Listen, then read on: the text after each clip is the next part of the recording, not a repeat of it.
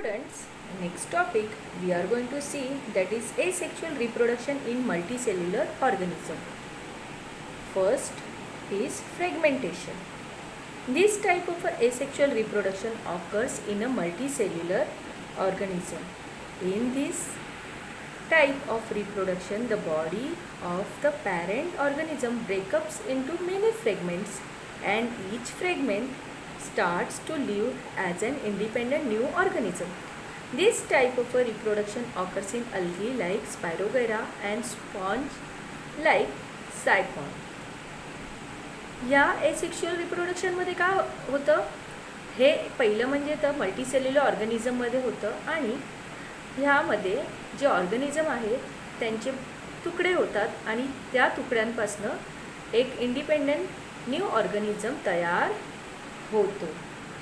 हे जास्त करून अल्गी, स्पायरोगैरा व स्पॉन्ज सायकॉनमध्ये निर्माण होतं.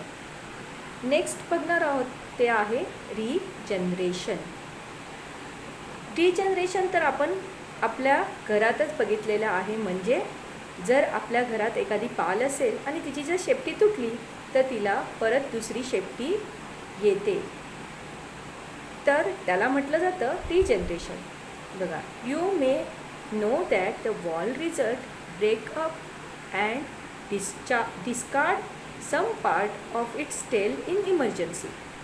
Discarded part is regenerated after a period. This is an example of limited regeneration. However, under a certain situation, an animal, Planaria, breaks up its body into two parts and thereafter each part regenerates remaining part of the body and thus a new Planaria are formed. This is called as a regeneration. इथे आपण example बघतो आहोत की planaria काय करतो, तर आपल्या बॉडीचे पार्ट्स जर म्हणजे त्याच्या बॉडीचे पार्ट्स जर तुटले असतील तर त्याच्यापासनं तो न्यू बॉडी निर्माण करतो आणि फुल प्लॅनेरिया निर्माण होतो.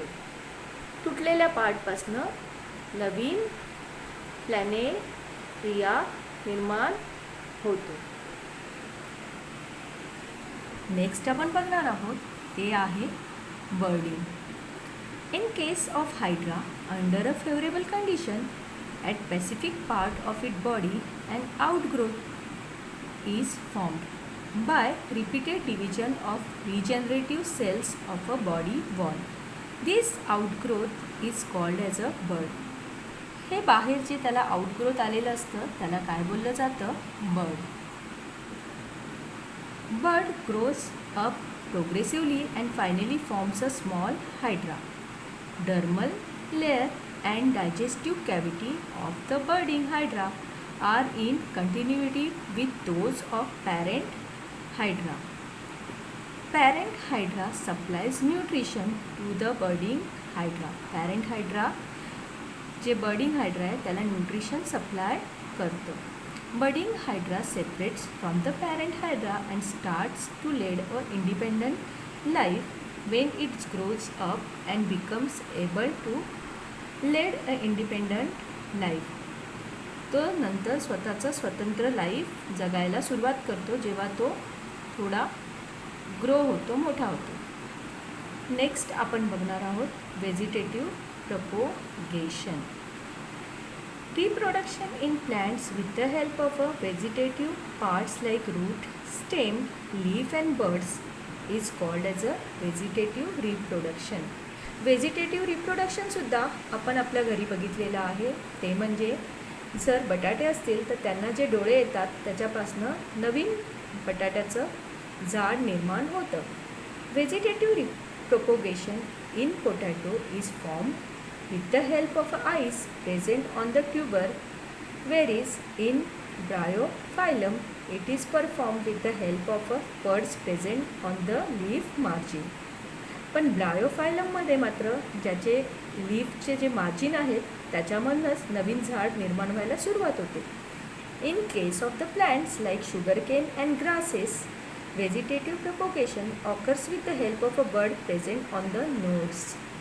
Plants like carrot and radish performs the vegetative propagation with the help of a root.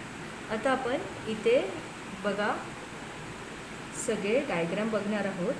Sweet potato म्हणजे रताळं, त्याचं व्हेजिटेटिव्ह रिप्रोडक्शन बघितलं आपण, व्हेजिटेटिव्ह प्रपोगेशन बघितलं आपण. ब्रायोफायलम मगाशीच मी तुम्हाला बोलले तसं त्याचे जे लीफ मार्जिन असतात त्याच्यामधनं नवीन झाडं निर्माण व्हायला सुरुवात होते. नेक्स्ट आहे पोटॅटो म्हणजे बटाटा, त्याला जे डोळे आलेले असतात त्याच्यापासूनच नवीन झाडं निर्माण व्हायला सुरुवात होते. नेक्स्ट आपण बघणार आहोत ते आहे spore formation. Take a piece of a wet bread और भाकरी. ओला एखादा ब्रेड किंवा भाकरी आपण घेतली आणि त्याला आपण कुबट जागेत ठेवलं. Fungus will grow on it within 2 to 3 days. त्या ब्रेड किंवा भाकरीवरती 2 ते 3 दिवसानंतर फंगस निर्माण व्हायला सुरुवात होते. Observe the fungus under the compound microscope and draw it's diagram. Fungi like mucor have filamentous body.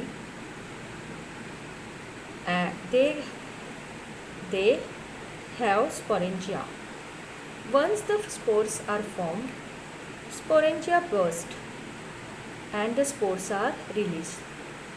The spores germinate in moist and warm place and the new fungal colony is formed. इथे आपण बघणार आहोत हे जे स्पोरेंजियम्स आहेत त्याच्यामध्ये बारीक बारीक असे स्पोर्स निर्माण होतात. जेव्हा ते स्पोर्स निर्माण झालेले स्पोर्स जे आहेत ते काय होतात, निर्माण होतात तेव्हा स्पोरेंजिया काय होतं, फुटतो, बस्ट होतो आणि हे स्पोर्स सगळीकडे फेकले जातात. ते कधी फेकले जातात, मॉइस्ट आणि वॉर्म प्लेसमध्ये. हे स्पोर्स जर्मिनेट होतात मॉइस्ट आणि वॉर्म प्लेसमध्ये आणि त्याच्यापासून न्यू फंगल कॉलनी ही निर्माण होते. तर मला असं वाटतं तुम्हाला एसेक्शुअल रिप्रोडक्शन इन मल्टीसेल्युलर ऑर्गॅनिझममधल्या 5ही ज्या टाईप्स आहेत म्हणजे fragmentation, regeneration, budding, vegetative propagation आणि स्पोर फॉर्मेशन हे कळलं असेल.